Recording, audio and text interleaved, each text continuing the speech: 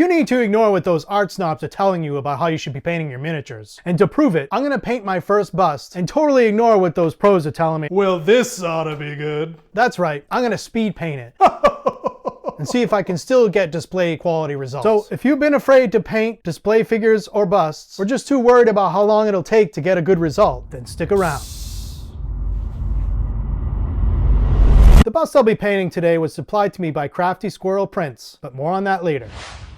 I start by priming everything black to get a nice durable base to work from. Next, I'm going to give this bust a zenithal highlight, just like I would painting any 32mm model. I feel like there's this assumption that when painting display figures or busts, you need to start with black and layer all the way up to your lights. Yes, that is the way it's done. Just ignore him. It's just not true. Sure, you can do it that way if you want, and I'm sure you can get a great result if you want to put that kind of time in. Hell, you might even have a huge sense of accomplishment after spending 100 hours and meticulously painting every brush tip just so. But it's not the only way. So I'm going to treat this bust like I would any other model. But before getting too far into the process, it's important to have an idea what you want the end product to look like. I decided that this dwarf would be working at his forge, so I wanted to have a slightly dirty or grainy look. But at the same time, I didn't want to go all OSL on. So I imagine it's a simple light source coming from the upper right hand side moving towards the lower left of the model. With this bust, and for many like it, the skin and face will end up being the most important piece in making this bust stand out. But for the rest of the model, I'm not going to spend a ton of time applying base coats. I'm not even going to go with non-metallic metal, which is another misconception about display painting. Don't be afraid to use true metallics for display. It must be non-metallic metal or it's trash.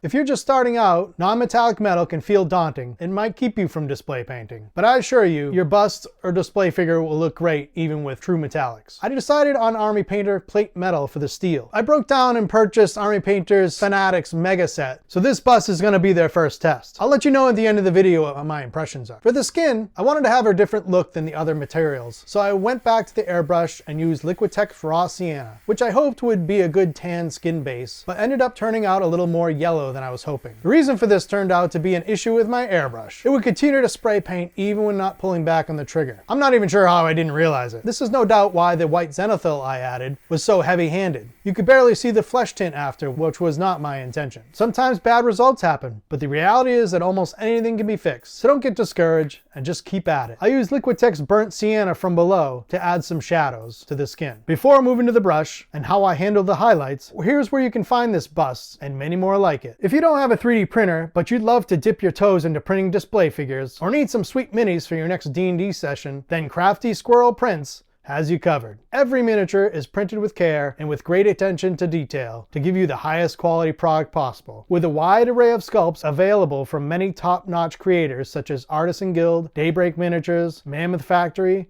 and White Wolf Tavern, there's something for everyone. Finally, something we can agree on. And that's not all. If you're a tabletop gamer looking for a great set of dice, you have to check out his handmade dice sets. Just take a look at this awesome set made from glass. New sets will be coming soon.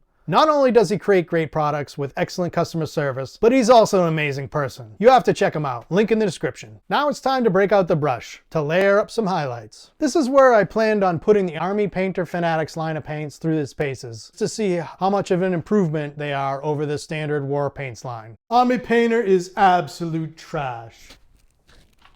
Oh! The biggest impact comes from the skin and face, so that's what I'm going to focus on. I took 3 paints to highlight his skin: a rosy skin tone, a yellow ochre, and a light Caucasian skin tone. I placed the 3 colors on my wet palette and started with adding the yellow ochre 50-50 to each of the skin tones. These blends I adjusted as needed to get the tone I wanted as I went. I used mostly stippling motions and occasionally glazing areas I wanted a smoother appearance, like his bald head.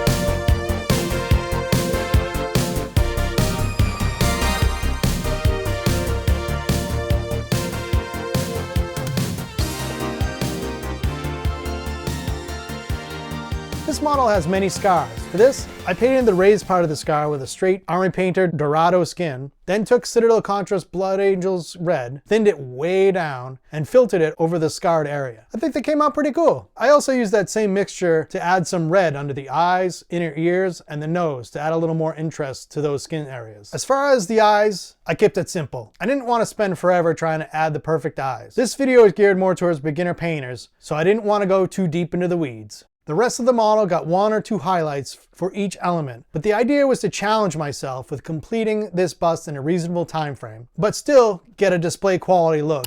And I think I accomplished that. I have to say, I'm pretty impressed with the Army Painter Fanatics line of paints. I'm a big fan of how thick they are and how well they take thinning. As far as the triad system, I can't really speak to that. I purchased the Mega Set, which is pretty all over the place with its color choices, and it doesn't have any completed triads. But I can see what they're trying to accomplish. I also appreciate their new labeling system, with a more descriptive name and which triad it's in. With the massive array of colors available, their price point, availability, they should easily become one of the most widely used hobby paints on the market. You have to respect for Army Painter for wanting to improve their products and listening to community feedback. They've created a fantastic product and a reputation as a company who cares about its customers and the hobby community at large, which is extremely refreshing in this day and age. Whatever.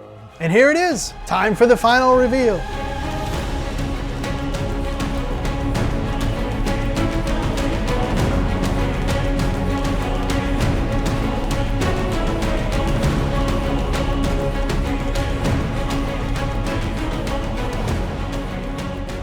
I think my first bust came out pretty good, especially with how quickly I painted it. I'm not gonna win any painting competitions with it, but it's pretty good display quality in my opinion, and it only took me just under 6 hours to complete. I think it totally proves you can paint display quality pieces with basic techniques and with speed and still get a great result that you can be proud of. Well, I must say, looks pretty good. Gee, thanks. I appreciate For a noob!